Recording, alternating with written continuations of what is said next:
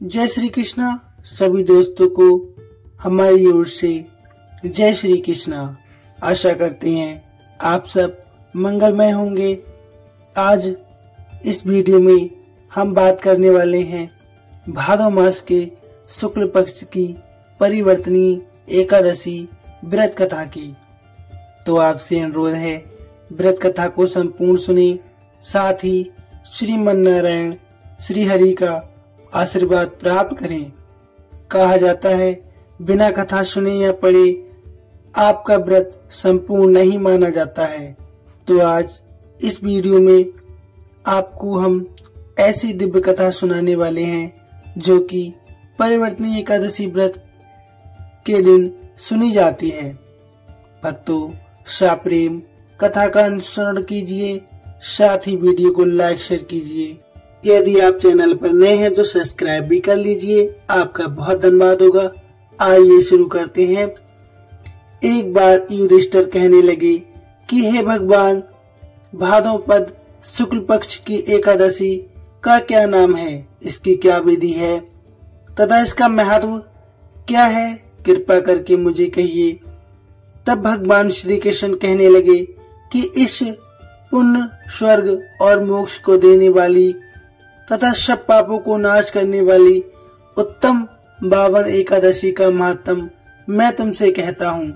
तुम इसे ध्यान पूर्वक सुनो। ये पदम परिवर्तनी एकादशी जयंती एकादशी के नाम से जानी जाती है। इसका यज्ञ करने से वाजपेयी यज्ञ का फल मिलता है। पापियों के पाप नाश करने के लिए इससे बढ़कर कोई और उपाय नहीं है। जो मनुष्य इस एकादशी के दिन मेरी 52 रूपी पूजा करता है उसे तीनों लोग पूजते हैं। अतः मोक्ष की इच्छा करने वाले मनुष्य इस व्रत को अवश्य करें। जो कमल नयन भगवान का कमल से पूजन करते हैं वे अवश्य भगवान के समीप जाते हैं। जिसने भाद्रपद शुक्ल एकादशी को व्रत और पूजन किया हो उसने ब्रह्मा विष्णु सहित तीनों लोगों का पूजन कर लिया है। अतः हरिवासर अर्थात एकादशी का व्रत अवश्य करना चाहिए। इस दिन भगवान करवट लेते हैं, इसलिए इसको परिवर्तनी एकादशी व्रत कहा जाता है। भगवान के वचन सुनकर युधिष्ठिर बोले कि हे भगवान, मुझे अति संदेह हो रहा है कि आप किस प्रकार सोते और करवट लेते हैं तथा किस तरह राजा बलि को बांधा और 52 रूप रखकर क्या क्या लीलाएं की। चतुर्मास के व्रत की क्या विधि है तथा आपके शयन करने पर मनुष्य का क्या कर्तव्य है, सो आप मुझे विस्तार पूर्वक बताइए। तब श्री कृष्ण कहने लगे कि हे राजन, अब आप सब पापों को नष्ट करने वाली कथा का श्रवण सच्चे मन से कीजिए। त्रेता युग में बलि नामक एक दैत्य था। वह मेरा परम भक्त था। विविध प्रकार के वेद सूक्तों से मेरा पूजन किया करता था और नित्य ही ब्राह्मणों का पूजन तथा यज्ञ के आयोजन किया करता था। लेकिन इंद्र से द्वेष के कारण उसने इंद्रलोक तथा सभी देवताओं को जीत लिया था। इस कारण सभी देवता एकत्र होकर सोच विचार करने के बाद मेरे पास आए। बृहस्पति सहित इंद्रादिक देवता प्रभु के निकट जाकर नतमस्तक होकर वेद मंत्रों द्वारा भगवान का पूजन और स्तुति करने लगे। अतः मैंने 52 रूप धारण करके 5वां अवतार लिया और फिर अत्यंत तेजस्वी रूप से राजा बलि को जीत लिया। इतनी वार्ता सुनकर राजा युधिष्ठिर बोले कि हे जनार्दन, आपने 52 रूप धारण करके उस महाबली दैत्य को किस प्रकार जीता। श्री कृष्ण कहने लगे, मैंने 52 रूपधारी ब्रह्मचारी के रूप में बलि से 3 पग भूमि की याचना करते हुए कहा, ये भूमि मुझको 3 लोक के समान है। हे राजन, ये तुमको मुझे अवश्य देनी होगी।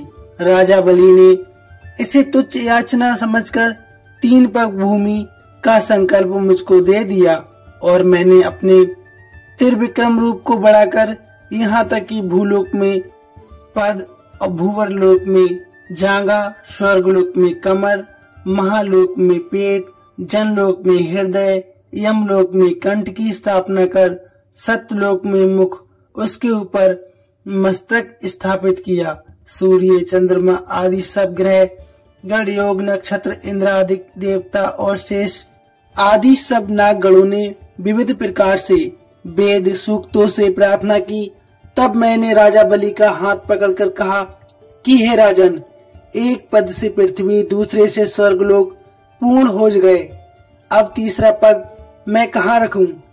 तब बलि ने अपना सिर झुका लिया और अपने मस्तक पर मेरा पैर रख लिया, जिससे मेरा भक्त पाताल को चला गया। फिर उसकी विनती और नम्रता को देखकर मैंने कहा कि हे बलि, मैं सदैव तुम्हारे निकट ही रहूंगा। ब्रोचन पुत्र बलि से कहने पर भादो मास के शुक्ल एकादशी के दिन बलि के आश्रम पर मेरी मूर्ति स्थापित हुई। इसी प्रकार दूसरी क्षीर सागर में शेषनाग के षष्ठ पर हुई। हे राजन, इस एकादशी को भगवान शयन करते हुए करवट लेते हैं, इसलिए तीनों लोकों के स्वामी भगवान विष्णु का उस दिन पूजन करना चाहिए। इस दिन तांबा, चांदी, चावल और दही का दान करना उचित है। रात्रि को जागरण अवश्य करना चाहिए। जो विधि पूर्वक इस एकादशी का व्रत करता है वे सब पापों से मुक्त होकर स्वर्ग में जाकर चंद्रमा के समान प्रकाशित होते हैं और यश पाते हैं। जो पाप नाशक इस कथा को पढ़ते या सुनते हैं उनको 1000 अश्वमेध यज्ञ का फल प्राप्त होता है। कहा जाता है जो सच्ची निष्ठा, सच्ची भावना से श्री हरि की उपासना करता है उसके तो वैसे ही समस्त पाप नष्ट हो जाते हैं। तो प्रेम से बोलिए जय श्रीमन नारायण, जय श्री हरि। आपको जानकारी कैसी लगी प्लीज कमेंट में अवश्य बताइए। अब जान लेते हैं एकादशी व्रत कब है। एकादशी व्रत 3 सितंबर 2025 यानी कि आज है। वहीं अगर पारण की बात करें तो पारण का समय 4 सितंबर 2025 को 1:36 से लेकर 4:07 तक है। इस दौरान किसी भी समय आप व्रत का पारण कर सकते हैं। पारण में आप सात्विक चीजें ही उपयोग में लाएं, साथ ही तुलसी दल का अवश्य उपयोग करें। जय श्री कृष्ण, धन्यवाद।